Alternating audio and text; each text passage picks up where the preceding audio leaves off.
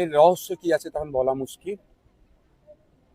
তবে এই রেড রোডের নামাজের ইতিহাসটা একটু যদি পিছিয়ে যায়, শহীদ মিনার ময়দানে ছিল। শহীদ মিনার ময়দানে আগে নামাজ হতো। বর্ষা একটা সময় বর্ষায় প্রচন্ড বৃষ্টি হয়েছিল, মাঠে আর নামাজ পড়ার উপযুক্ত ছিল না।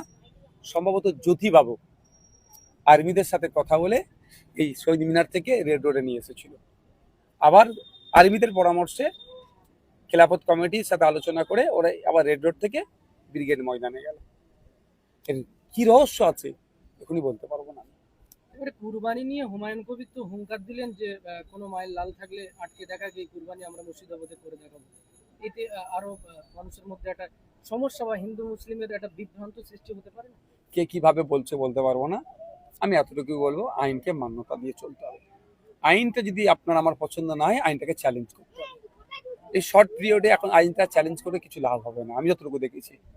আমি আগামী দিনে মামলা করতে যাচ্ছি, 14 বছরের পরে বলছি জবা করা যাবে, হত্যা করা যাবে, তো টোটালি হত্যা করা যাবে না, এক্সপোর্ট করা যাবে না।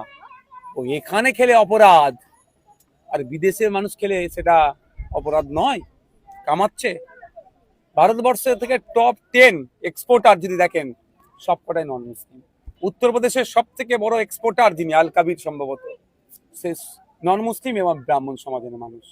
আর এখানে এই গোহত্যা নিয়ে, গরু জবাইকে নিয়ে, গরু বলিকে দেওয়া নিয়ে হিন্দু মুসলমানের মধ্যে একটা বিভ্রান্ত তৈরি করার চেষ্টা করা হচ্ছে, সম্প্রীতিকে বিনষ্ট করার চেষ্টা করা হচ্ছে। পশ্চিমবাংলার মুসলিম সমাজের একটা হেভি অংশের মানুষ এবারে তারা ডিসাইড করে নিয়েছে গরুকে তারা জবাই করবেই না।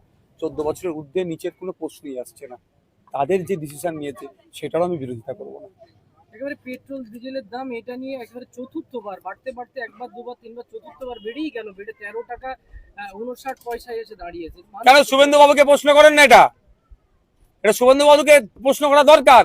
এই প্রশ্ন না করতে পারেন, ওই জন্যই মাদ্রাসায় বন্দে মাতরম বাধ্যতামূলক। এই প্রশ্নটা করতে পারেন, রাস্তায় নামাজ পড়া যাবে না। এই প্রশ্নটা করতে পারেন, গরুর রে, এই বলে পুরো আপনাকে আমাকে ভুল দিয়েছে।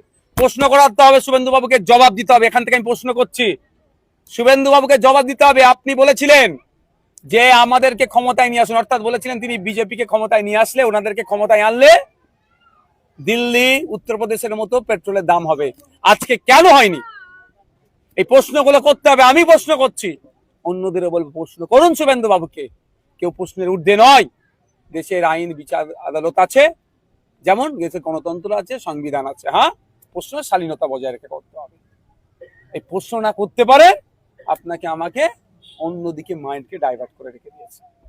বাড়তেই থাকলে মানুষ কোন জায়গায় পৌঁছবে, মানে এই এর কোনো সুরাহা মিলবে বলে মনে করছে?